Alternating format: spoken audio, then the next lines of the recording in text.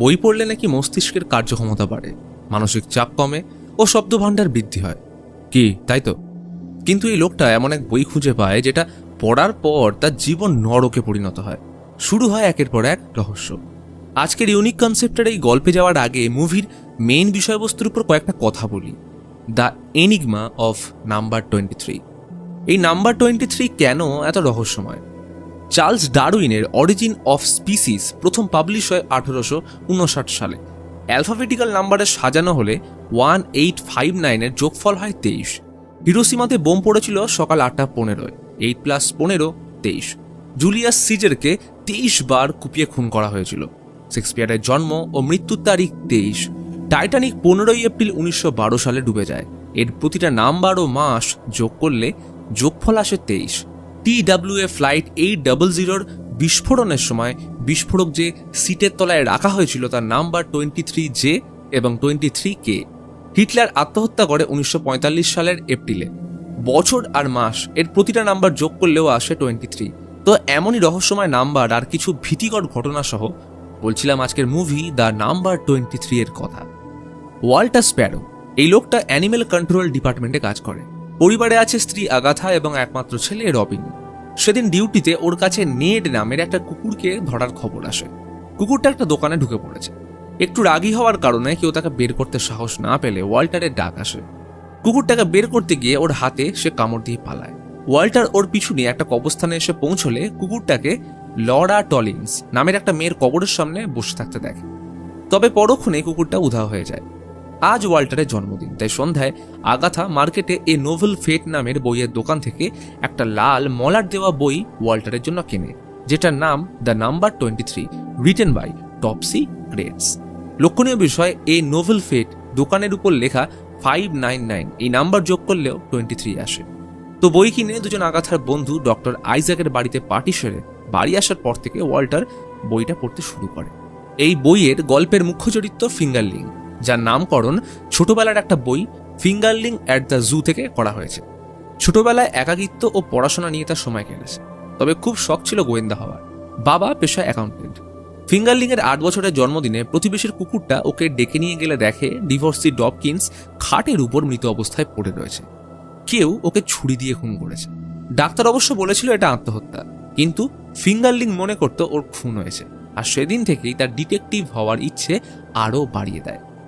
আচমকা গল্পে ব্যাঘাত ঘটালো আগাথা। তাকে এক মনে বইটা পড়তে দেখে হাসছে।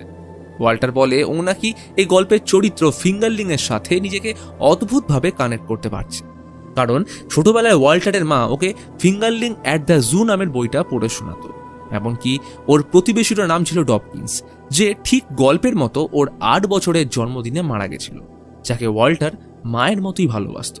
শুধু তাই নয়, ওনার একটা কুকুরও ছিল, নাম এলফি। আগাথা বলে এমন বহুবার হয় যখন আমরা গল্পের চরিত্রের সাথে নিজেদের অনেক মিল পাই, এতে অবাক হওয়ার কিছু নেই।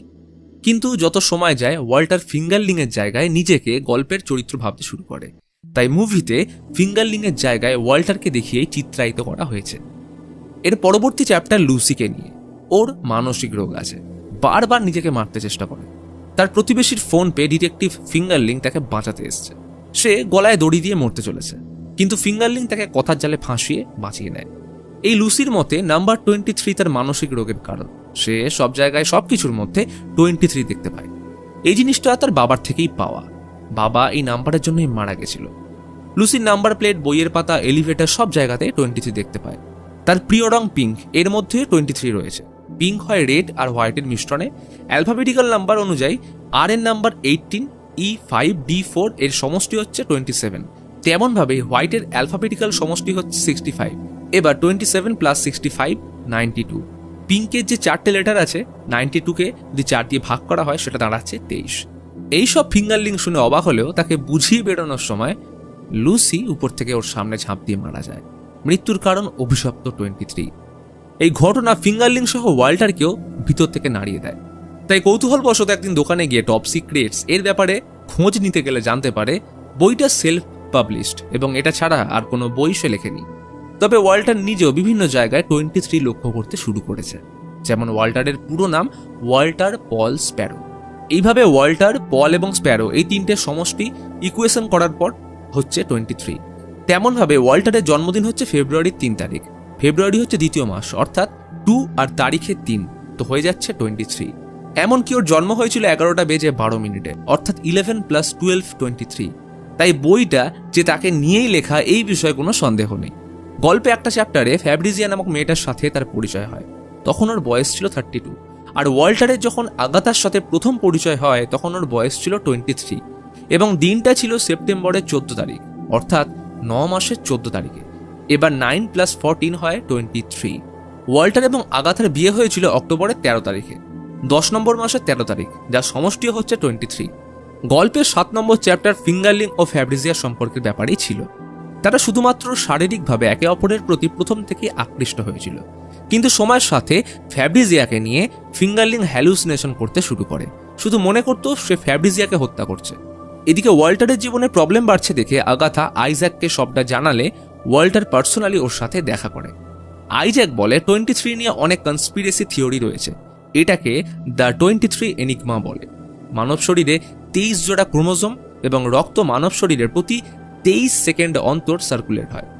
মায়ান সভ্যতা বিশ্বাস করতো যে পৃথিবী 12ই ডিসেম্বর 2012 শেষ হবে। এবার এই 20 + 12 হচ্ছে 23, অথবা 20 + 1 + 2 করলেও হয় 23। তখন ওয়াল্টার প্রশ্ন করে এই নাম্বার 23 আশীর্বাদ নাকি অভিশাপ। আইজ্যাক বলে যে কিছু মানুষ আছে যারা এরকম নাম্বারকে প্রাধান্য দিয়ে খুশি পায়, যেমন লাকি 7 বা আনলাকি 13। এগুলো নিউমেরিক্যাল প্যারানয়া। তাই ওয়াল্টার যদি 23 এর পিছনে দৌড়ে খুশি হয় তাহলে ওর এই বইটা শেষ করা উচিত, তাহলে বুঝে যাবে যে কোনটা সত্যি আর কোনটা মিথ্যে। আবার হতেও পারে যে বইটা তার কাছেরই কেউ লিখেছে। এইভাবে আরো কিছুদিন কাটে। ওয়াল্টার লক্ষ্য করে ফিঙ্গারলিং লিখেছিল ফ্যাব্রিজিয়ার 23 জোড়া জুতোর কথা, যেটা হুবহু আগাথা জুতো নাম্বারের সাথে মিলে যায়। ফিঙ্গারলিং দুঃস্বপ্নে দেখত সে বারংবার ফ্যাব্রিজিয়াকে খুন করছে, তাই বিষয়টা একজন মনোবিদ ডক্টর মাইলস ফিনিক্সের সাথে কনসাল্ট করে। উত্তরে সে বলেছিল তাকে কয়েকদিন কাজ থেকে ছুটি নিতে, কিন্তু ফ্যাব্রিজিয়া তার কাজের ছুটিতে খুশি হয় না। বৃষ্টির রাতে ফিঙ্গারলিং হাতে একটা বাদ্যযন্ত্র নিয়ে সারাক্ষণ 23 নিয়ে ভেবে চলেছে। কুখ্যাত গ্যাংস্টার আল কাপনের জেলে তার ড্রেস নাম্বার ছিল 10886, যা সমষ্টি 23। 1970-এর কুখ্যাত আমেরিকান খুনি টেড বান্ডিকে মৃত্যুদণ্ড জানুয়ারি 23 তারিখেই দেওয়া হয়েছিল। এই নাম্বার লুসিকেও ছাড়েনি, এবার হয়তো ওকেও ছাড়বে না। গল্পের মাঝে ফিঙ্গারলিং এর অজান্তে ডক্টর মাইলসের সাথে ফ্যাব্রিজিয়ার সম্পর্ক গড়ে ওঠে। ফিঙ্গারলিং সব জেনেও চুপচাপ তাদের বাড়াবাড়ি কন্টিনিউ সহ্য করে যাচ্ছে। কিন্তু এই চ্যাপ্টারের ঘটনা ধীরে ধীরে ওয়াল্টারের মনে আগাথা এবং আইজ্যাককে নিয়ে সন্দেহ তৈরি করে তোলে, কারণ তার সাথেও তো এমন কিছুই হয়তো ঘটছে। সেদিন রাত 11:12 ঘুমটা ভেঙে যায়। সেই 11 + 12 23। বিরক্ত হয়ে উঠতেই দেখলো বিছানায় আগাথা রক্তাক্ত অবস্থায় পড়ে। ছুরি ঢুকিয়ে ওয়াল্টার তার শরীর ছিন্ন বিচ্ছিন্ন করে দিয়েছে। তখনই এক ঝটকায় ঘুম ভাঙল। স্বপ্নের মধ্যে স্বপ্ন, কিন্তু ঘড়িতে তখনও 11:12। ওয়াল্টার গাড়ি নিয়ে বেরিয়ে যায়। নিজের অজান্তেই এসে উঠল কিং এডওয়ার্ড হোটেলে। কেন এলো জানেন, আগে কোনোদিনও এসেছে কিনা মনেও পড়ছে না। রিসেপশনে বলল 23 নাম্বার রুমটা পাওয়া যাবে। এটা শুনে কিছুটা দূরে বসে থাকা লোকটা অবাক হয়ে ওর দিকে তাকায়। রুমে এসে খুলে বসলো চ্যাপ্টার 22। ফিঙ্গারলিং এতক্ষণে ফ্যাব্রিজিয়াকে খুন করে ডক্টর মাইলসকে ফাঁসিয়ে দেওয়ায় পুলিশ তাকে গ্রেপ্তার করেছে। হোটেলের 23 নাম্বার রুমে ফিঙ্গারলিং হাতে বাদ্যযন্ত্র নিয়ে হন্তদন্ত হয়ে ঘুরছে। পাগলের মতো চিৎকার করে আচমকা জানলা খুলে দিল। দমকা হাওয়া আর রাস্তার ট্রাফিকের আওয়াজ বিনা অনুমতিতে ঢুকে পড়ল। কিন্তু এরপর কি হলো জানা যায় না, কারণ বইতে চ্যাপ্টার 23 খালি। ফিঙ্গারলিং এর কি হলো, 23 এর জন্য কেউ মরল কিনা কিছুই লেখা নেই। আচমকা নেড রাস্তা থেকে ডেকে উঠল। ওয়াল্টার এইবার রেগে ঘুম পাড়ান এই বন্দুক নিয়ে রুদ্ধশ্বাসে ওর দিকে দৌড় দিল। ওকে শুট করতে কাবু হয়ে পড়লে নজর যায় লকেটের দিকে। নেড N14E5D4, যার সমষ্টি 23। কিন্তু এটা কি করে সম্ভব? নেড আজও লরা টলিন্সের কবরের সামনেই কেন এলো? তখনই এলাকার ইনচার্জ এবং ফাদার আসলে ওয়াল্টার জানায় নেড একদম ঠিকই আছে। তখনই নজর যায় কবরের দিকে। ওয়াল্টার দেখলো ওর জন্ম এবং মৃত্যুর সময়কাল 23। ফাদার বলে এটা আনুমানিক, কারণ ওর বডি কোনোদিনও পাওয়া যায়নি। তাই আর বেশি দেরি করলো না, পুরোনো পেপারস থেকে কিছু কাটিংস জোগাড় করে বাড়িতে এসে আগাথাকে একটা পুরোনো আর্টিকেল দেখায়। 15 বছর আগে কলেজ স্টুডেন্ট লরা টলিন্স খুন হয়েছিল, কিন্তু ওর বডি কোনোদিনও পাওয়া যায়নি। পুলিশ ঘটনাস্থলে একটা ছুরিতে ওর ক্লাসের সাইকোলজি প্রফেসর কাইলের ফিঙ্গারপ্রিন্ট পেলে তাকে গ্রেপ্তার করা হয়। ওরা একে অপরকে ভালোবাসত, তাদের শারীরিক সম্পর্ক থেকে শুরু করে সবকিছু যেমনভাবে করত তার সবটাই দ্য নাম্বার 23 বইতে লেখা। অর্থাৎ কাইল ফ্লিঞ্চ এই বইটা লিখেছে এবং সেই আসলে টপ সিক্রেটস, যার পাপের ব্যাপারে এই বইতে পুরোটা লেখা রয়েছে। তাই পরের দিন ওয়াল্টার জেলে কাইল ফ্লিঞ্চের সাথে দেখা করতে যায়, কিন্তু জেনে অবাক হয় যে ওই বইটা ও লেখেনি, এমনকি খুন সে না করেও সাজা ভোগ করছে। এমনকি সে এটাও স্বীকারোক্তি করে যে সত্যি যদি সে এই বই লিখত তাহলে টপ সিক্রেটস এইরকম ছদ্মনাম ব্যবহার করত না। ওয়াল্টার কাইলের উচ্চারণ শুনে চমকে ওঠে। সে এতদিন ভেবেই দেখেনি যে টপ সিক্রেটসকে টপ সিক্রেটস বলে উচ্চারণ করা যায়, আর বইতে লেখা ঘটনার সাথে নামটাও জুৎসই, কারণ এটাই ফিঙ্গারলিংয়ের সিক্রেট রয়েছে। ওয়াল্টার মনে হাজারো প্রশ্ন নিয়ে বেরিয়ে যায়। আগাথাকে বলে কাইল সত্যি বলছে ও খুন করেনি, কারণ ও নামের সাথে 23 ম্যাচও করছে না। তখন রবিন বলে সে লুকিয়ে বইটা সেদিন পড়ছিল, আর ঠিক চ্যাপ্টার 22 এর পরে দুটো পাতা যেগুলোয় আঠা জুড়ে ছিল, ওর মধ্যেই একটায় রাইটারের পোস্ট অফিসের অ্যাড্রেস লেখা ছিল। সেই মতো ওরা প্ল্যান করে স্পিড পোস্টে 23টা খালি বক্স ওই অ্যাড্রেসে পাঠিয়ে ওরা সেখানে গিয়ে অপেক্ষা করতে থাকে। ওরা দেখবে যে এগুলো নিতে কে আসছে। সময় মতো কাল সঠিক জায়গায় আসলে দেখে যে কালো কোট পরা এক মাঝবয়সী লোক বক্সগুলো নিতে এসছে। ওয়াল্টার ওকে ধাওয়া করে বইয়ের ব্যাপারে জিজ্ঞেস করতে গেলে লোকটা আচমকা নিজের গলায় ছুরি চালিয়ে দেয়। আগাথা তাকে হসপিটালে নিয়ে যাওয়ার দায়িত্ব নিয়ে রবিনের সাথে ওয়াল্টারকে বাড়ি পাঠিয়ে দেয়। তখনই আগাথা লক্ষ্য করে যে লোকটার সারা শরীরে 23 নাম্বারের ইকুয়েশন করা, অর্থাৎ সেও বদ্ধ পাগল। কিন্তু মরার আগে লোকটা আগাথাকে একটা কার্ড দিয়ে যায় যেখানে লেখা ছিল ওর নাম ডক্টর ল্যারি। আগাথা সেই মতো ওর অ্যাড্রেসে পৌঁছলে দেখে এক পরিত্যক্ত ন্যাথানাইলস মানসিক হসপিটাল, যেটা একসময় ল্যারির তত্ত্বাবধানে ছিল। পুরনো ভগ্নপ্রায় গেট ভেঙে আগাথা ডক্টর ল্যারির 318 নাম্বার কেবিনে এসে দেখে দেওয়ালে ল্যারি পাগলের মতো নাম্বার 23 এর সমীকরণ লিখে রেখেছে, আর সেখানে ছিল ওয়াল্টার স্প্যারো নামের একটা বক্স যার কেস নাম্বার ছিল 85307, যার সমষ্টি 23। তখনই আচমকা সেখানে কাউকে আসতে দেখা যায়। অন্যদিকে ওয়াল্টার বইয়ের প্রতি 23 নম্বর পাতা 23তম ওয়ার্ড থেকে একটা হিডেন ক্লু পায়, যেগুলো সাজালে ঠিক এইরকমটা দাঁড়ায়। ক্যাসানোভা পার্কে জান্নাতের সিঁড়ির নিচে খুললে পাবে নরক। সেই মতো ওয়াল্টার রবিনকে নিয়ে ক্যাসানোভা পার্কে পৌঁছে 23তম সিঁড়ির নিচে মাটি খুঁড়ে একটা কঙ্কাল পায়।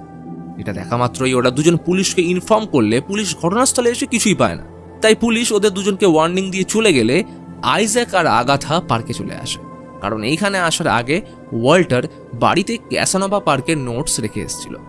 কিন্তু যাত্রাপথে ওয়াল্টারের নজর পড়ে আগাথার মাটি লাগা আঙুলের দিকে, অর্থাৎ কিছু তো একটা ওর অজান্তে ঘটে চলেছে, বা এমন কিছু সিক্রেট আছে যেটা বারবার লুকোনো হচ্ছে। ওয়াল্টার বাড়ি এসে আগাথাকে এই বিষয়ে কনফার্ম করে। তখনই ওয়াল্টারের মনে পড়ে শুরুর দিকের কথা, যখন নাম্বার 23 এর ঘটনা আগাথাকে বলার পর সে ব্যঙ্গ করে বলেছিল, আমিও একদিন গল্প লিখে কারো সিক্রেট চুরি করব। এমনকি আইজ্যাকের সেই মন্তব্য যে বইটা যে লিখেছে হয়তো সে ওয়াল্টারের কাছের মানুষ, অর্থাৎ টপ সিক্রেটস আর অন্য কেউ নয়, স্বয়ং আগাথা। হয়তো নিজের গোপনীয়তা বজায় রাখার জন্য সে ইচ্ছে করে পোস্ট অফিসে ল্যারিকে বাঁচানোর চেষ্টা করেনি। তখন আগাথা স্বীকার করে সে আর আইজ্যাক পার্কের কঙ্কাল সরিয়েছে এবং ওরা ন্যাথানাইলস হসপিটালে গেছিল। অর্থাৎ আগাথা সেই সময় যাকে আসতে দেখে সেটা ছিল ডক্টর আইজ্যাক। কিন্তু এই নাম্বার 23 বইটা সে নয়, বরং ওয়াল্টার নিজেই লিখেছে। এটা শুনতে ওয়াল্টার হতবাক হয়ে তাকিয়ে থাকে। কি বলছে এসব? তখন আগাথা ল্যারির কেবিন থেকে পাওয়া স্প্যারো ওয়াল্টার নামে সেই বক্সটা খোলে, যেখানে ছিল সেই বাদ্যযন্ত্র, কিছু পেপার্স আর নাম্বার 23 বইয়ের আসল কপি, যেখানে লেখকের জায়গায় লেখা ছিল ওয়াল্টার পল স্প্যারো। ওয়াল্টার সবকিছু এখন স্বপ্ন মনে হচ্ছে। এই তো সেই ফিঙ্গারলিংয়ের প্রিয় বাদ্যযন্ত্র, সাথে রয়েছে ডবকিন্সের মৃত্যুর ঘটনার ম্যাগাজিন আর ডিটেকটিভ বই ও একটা পায়ের অলঙ্কার। ওয়াল্টার পাগলের মতো দৌড়তে শুরু করে। সোজা এসে ঢুকলো কিং এডওয়ার্ড হোটেলের 23 নম্বর রুমে। ছিঁড়ে ফেলে দেওয়ালে লাগানো একের পর এক ওয়ালপেপার। যত পেপার সরছে ওয়াল্টার ততই অবাক হচ্ছে। আর একটা সময় দেখলো ওর সামনের দেওয়ালে লেখা রয়েছে চ্যাপ্টার 23। হ্যালো ওয়াল্টার, তুমি আমায় ফিঙ্গারলিং বলেও ডাকতে পারো। গল্পের 22টা চ্যাপ্টারে যা পড়েছ সব সত্যি হলেও স্থান, কাল, পাত্র আমি পরিবর্তন করে নিজেকে অর্থাৎ ওয়াল্টারকে অনুতাপ বোধ থেকে বাঁচাতে চেয়েছি, এবং এরই সাথে রিভিল হয় আসল রহস্য। আসলে নাম্বার 23 বইয়ের ফিঙ্গারলিং চরিত্রটা ওয়াল্টার নিজেই। ছোটবেলায় ওর মা ফিঙ্গারলিং অ্যাট দ্য জু নামের একটা গল্পের বই পড়ে শোনাতেন, যেখান থেকে ওয়াল্টারের প্রিয় চরিত্রের নামকরণ হয় ফিঙ্গারলিং। গল্পে মিস ডবকিন্স আর অন্য কেউ নয়, ওয়াল্টারের মা ছিলেন, যাকে ওয়াল্টারের বাবা খুন করে আত্মহত্যা করে। ওর বাবাও 23 এর নিউমেরিক্যাল প্যারানয়াতে আক্রান্ত ছিল, যেটা বংশানুক্রমে ওয়াল্টারের মধ্যেও আসে। ছোট ওয়াল্টার মা বাবাকে চোখের সামনে মরতে দেখে মানসিক ট্রমার শিকার হয়। এইভাবেই সময়চক্রে কলেজে পরিচয় হলো ক্লাসমেট লরা টলিন্সের সাথে। প্রথম দেখাতেই ওর প্রেমে পড়ল ওয়াল্টার, কিন্তু সম্পর্ক বেশি দিন টেকেনি, কারণ মেয়েটা কলেজ প্রফেসর কাইলের সাথে সম্পর্কে জড়িয়ে পড়ে। তবে কাইল জানতো না যে লরা ওয়াল্টারের সাথে রিলেশনে আছে। ক্লাসে একদিন নম্বর 23 এনিগমার বিষয়ে বোঝানোর সময় ওয়াল্টার কাইলের সাথে লরার ঘনিষ্ঠতা সচক্ষে দেখলে ওর মনে আবার নাম্বার 23 এর মানসিক রোগ ফিরে আসে।